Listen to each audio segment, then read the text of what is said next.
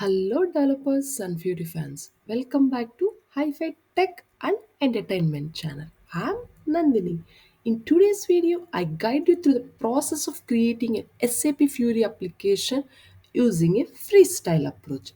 But before we dive in, if you missed my last videos on develop a dev space and basics, I recommend you to check it out to get in familiar with the basics. Alright, let's get started. Open your business application studio. Here we'll create our Fiori applications. For that, go to menu bar.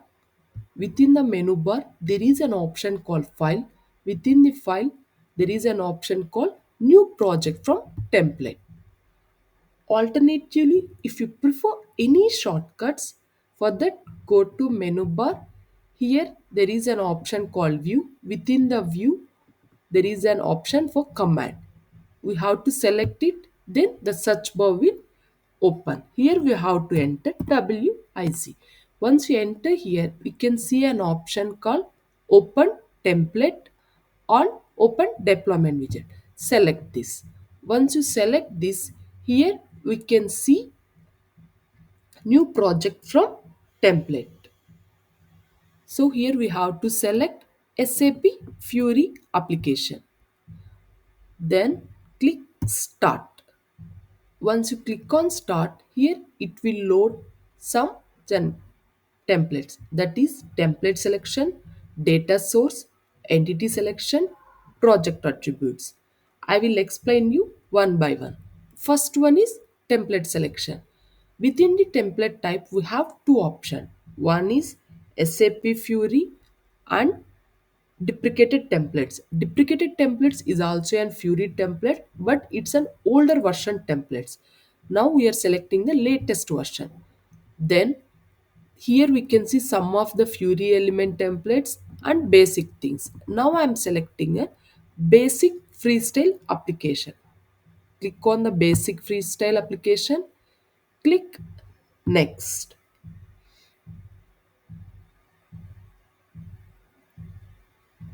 Here we have to load our data source. Data source is nothing but our backend system. It will be an ERP system, on-premise system, S4 HANA system. Now I am selecting none because for this basic application, I am not deploying this application to my backend systems. Next sessions, I will show you how to configure the backend things. Click next. Entity selection. Within this, we have to define our view name. My view name is name main. Click next. Here it will load the project attributes. Project attributes is nothing but first one is module name. Module name is nothing but our project name. So I'm defining my application name is Z Basic App. Next, application title. Application title, form, application namespace. Application namespace is nothing but component name. By using this only, we will deploy our applications to the launchpad.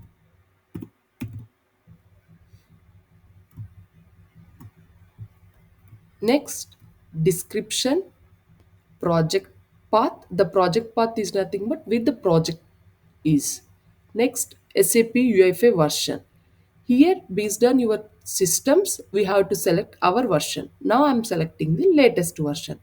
Next one is add deployment configuration. Currently, we are not deploying our application to the systems. So I selected no, finish. Once you click on finish, all the configurations will be loaded. Our project will be created. So it will take some time to load our project. So friends, here you can see the project path. It's a currently different path. It is asking me, you want me to open the path? Yes. Once you click on it, it will open the our project path. If you see here, our project is loaded. Once the project is loaded, here you can see some of the subfolders. I will explain you what these folders are. First, we will go one by one. If you see the web ID project creation and this one, it's completely different. Some minor changes will be there, but the web app folder is same. If you open the web app folder, you can see the controller, CSS, I18 file, models, and everything. I will explain you what all these are. First, to develop any application, our index.html file is mandatory. Within the index.html file only, our bootstraps will load, and here only our themes will load and our source roots also load. If you see here, our source root is nothing but our component name, and all the frame things, everything loaded here itself. After this, the component.js file. If you want to deploy your application in Fiori.launchpad, your index file is not required. Based on your component file itself, you can deploy our application in the launchpad. Within the component file, if you see, our models will load and it will load the devices and also manifest.json file. I will show you within the manifest.json what things are loaded. If I open manifest.json, here you can see the versions, application details, and SAP UEFI technology parts, and CSS folder and libraries, models. Within the models, I'm loading the I18 file, CSS file, all these files I'm loading it here. And next one is routing. Next session, I will explain you the routing concept. But currently, within the routing only, our views and controls, everything loaded here itself. Now you understand what's the use of this manifest.js file. Now I'm jumping into the view part. Within the view, my view is nothing but main view. So here we will write our controls. So to write our JavaScript backend logics and the functional alert buttons, everything we will written in the controller section. That means this application is in MVC architecture module. Okay. Now the use of CSS file. Within the CSS file, we will define our styling. That means colors, text, images, everything. If you want to define it, we can define that things here. Next, I18 model file. The purpose of this file is if you want to develop an application for different languages, all different languages, the files will load it here. Based on this model only, we will display our text in different languages. Next one is model. Within the model, our model data will be load. Next, test folder. Within the test folder, we can test the application by using the mock data. That means by using this test data, we can see the applications. Next, views. Here only we will write our front-end UI design. Next, component file. Already I explained you within the file itself, we are loading all these manifest.json files. Next, the package.json. Within the package.json, if you see here, the description part and the deployment configuration things, everything we can see here. And UEFI.yaml file. Within the UEFI.yaml file also, we can see our configuration path details. For example, if you want to deploy your application to the backend system by using this UI5.yaml and package.json things only, will deploy our applications to the backend system. So now I will show you how to define the control and how to run the application. In two ways we can define the controls. For that, we have to select main.view.xml file. Once you right click here, we have an option called open with. Once you select this here, there will be two options. One is layout editor, text editor. Once you select the layout editor, it will load the UI controls. So it will take some time to load this UI controls. Here, no need to write the code directly. We have an option to drag and drop the controls, and here itself we can see the properties, events, everything. And here itself we can see the application how it looks like in both desktop, landscape and portrait tabs. Everything we can see here. Here if you see the controls are loaded. Now what I'm doing is I will to display form. So I selected the layout form. I have to drag and drop. Once I drag and drop here, here you can see the form default structure of the form. So once I drag and drop here, in right side you can see the properties and events. So if you want to change the title of this form, you have to write the details, everything here.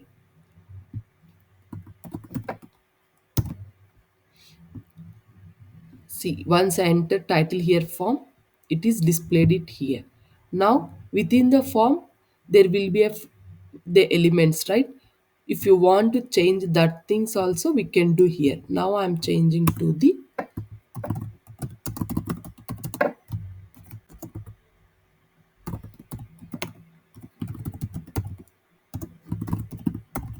so this is my form title.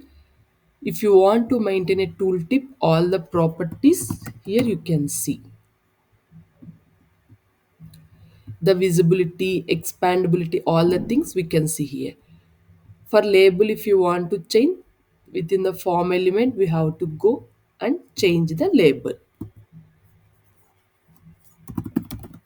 like this. So once you do this, we have to click Ctrl S to save the code. Now we will go to the text editor. For that, what we have to do, right click on this, open with, within the open we have to select text editor. If you go here, here you can see the form, label, input, the code, everything I have drag and drop it, that logic is here itself. So it is saved everything. In case if you want to define as a text format, here I am defining now button.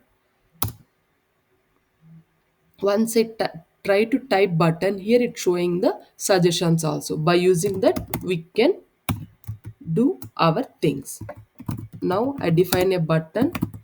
Within that I'm writing some text. So guys, now you know how to write the code in the views. Now I will show you how to save this application and how to run.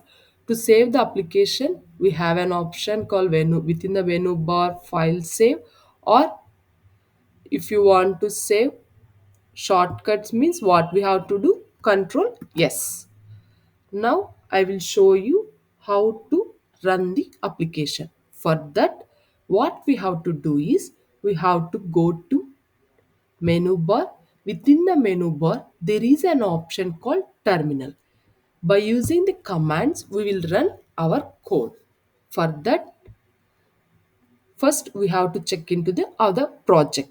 So currently I am in Z basic app. So within the project only I am there. In case if you are in not in that project, what we have to do is we have to use a command cd space the project name. Then it will navigate to the project.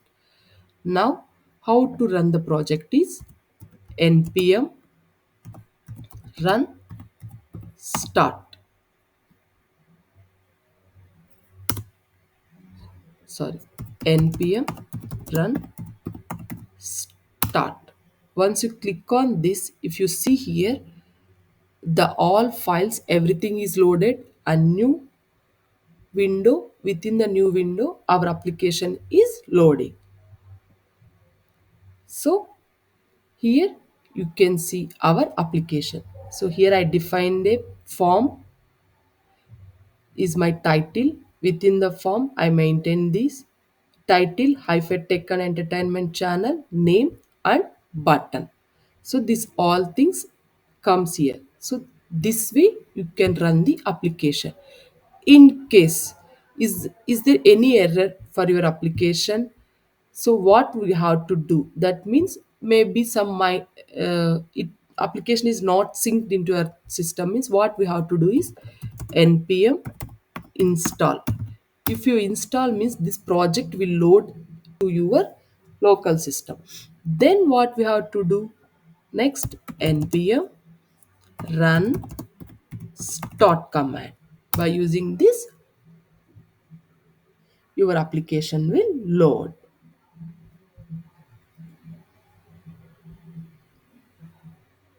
If you want any alternative shortcut to run the application, means here we have an option run and debug. Otherwise, here within the menu bar there is an option run without debug option will be there to run the application. This is the shortcut way.